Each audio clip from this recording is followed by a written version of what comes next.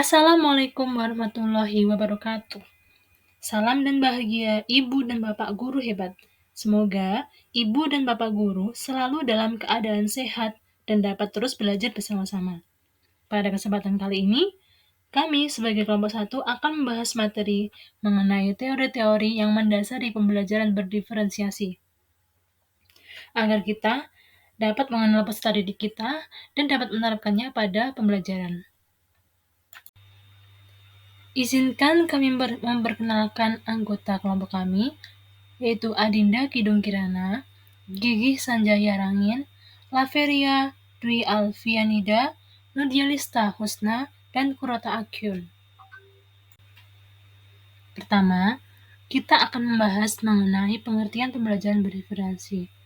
Menurut Tomlinson, pembelajaran berdiferensiasi adalah usaha untuk menyesuaikan proses pembelajaran di kelas dalam memenuhi kebutuhan belajar peserta didik sebagai individu. Jadi, pembelajaran berdiferensiasi ini adalah pembelajaran yang mampu mengakomodasi kebutuhan peserta didik untuk meningkatkan potensi dirinya sesuai dengan kesiapan pembelajar, minat, dan profil pelajar peserta didik yang berbeda-beda.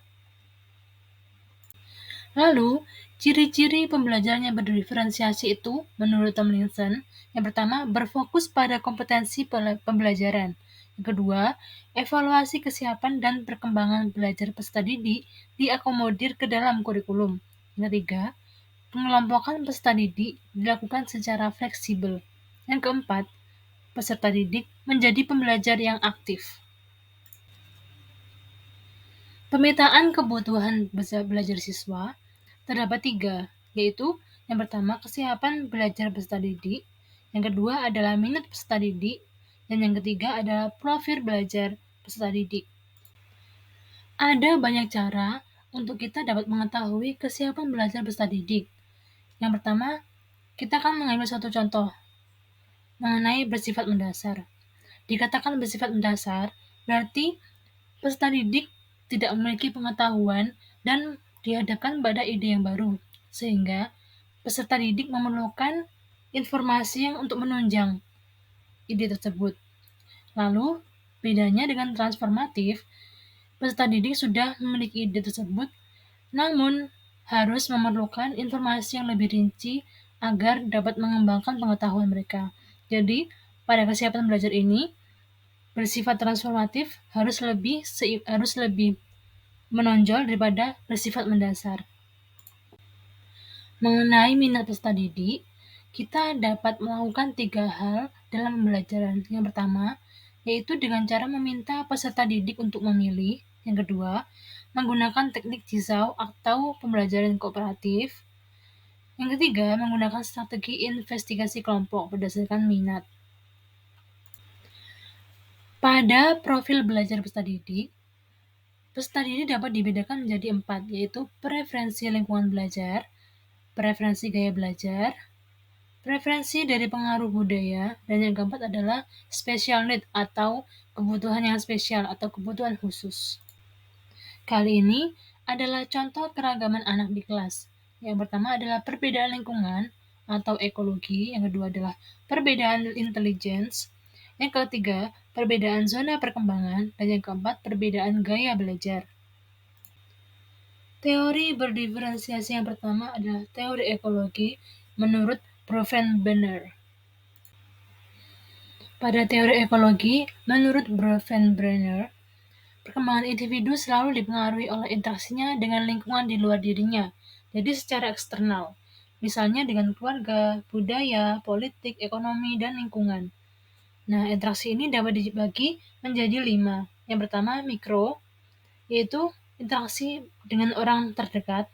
Yang kedua, meso, hubungan antara orang tua dengan guru, orang tua dengan kerabat. Yang ketiga, ekosistem, yaitu interaksi dengan lingkungannya, misalnya miskin atau kaya, seperti itu. Yang keempat, interaksi makro, yaitu interaksi yang mengelilingi, misalnya hukum masyarakat, budaya, dan adat istiadat. Yang kelima, adalah krono, yang merupakan dimensi waktu dari mikro sampai dengan makro, misalnya peristiwa hidup yang penting dan sosial kultural. Teori yang kedua adalah teori multiple intelligence, yaitu kecerdasan secara majemuk.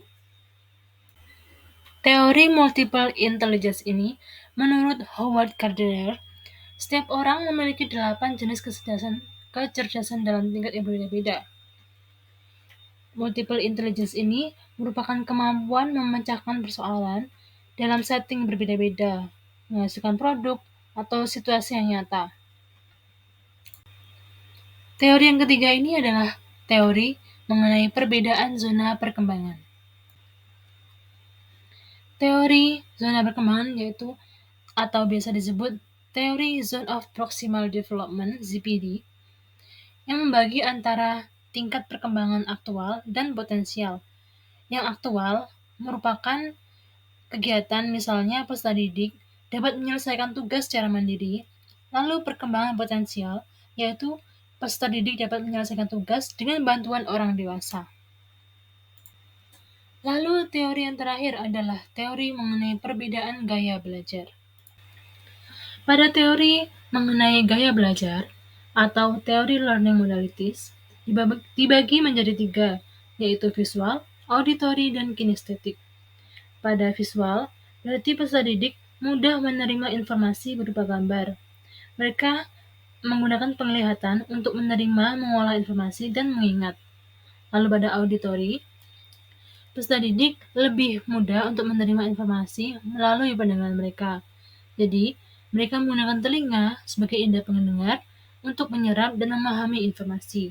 Yang terakhir adalah kinestetik atau sentuhan fisik.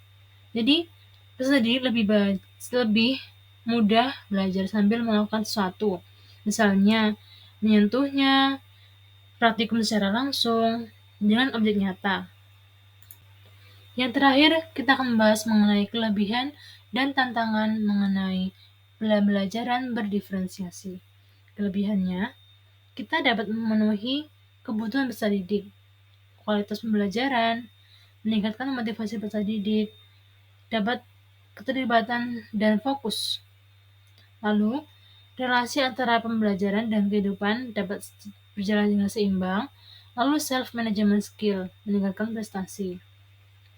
Tantangannya, guru akan memakan waktu persiapan yang lebih lama untuk menyusun model, strategi, media pembelajaran, lalu perangkat pembelajaran dan perangkat evaluasi asesmen, keterbatasan waktu di kelas.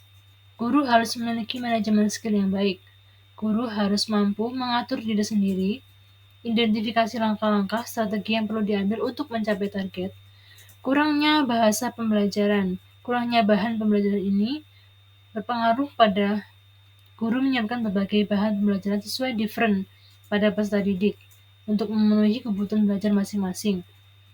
Lalu yang terakhir adalah kurangnya pelatihan guru terhadap diferensiasi. Banyak teori, penerapan di lapangan masih kurang paham. Terima kasih. Sekian atas penyampaian pembahasan mengenai pembelajaran berdiferensi dari kelompok kami. Ada kurangnya kami mohon maaf, ada lebihnya semoga dapat bermanfaat bagi kita semua. Wassalamualaikum warahmatullahi wabarakatuh. Salam sejahtera.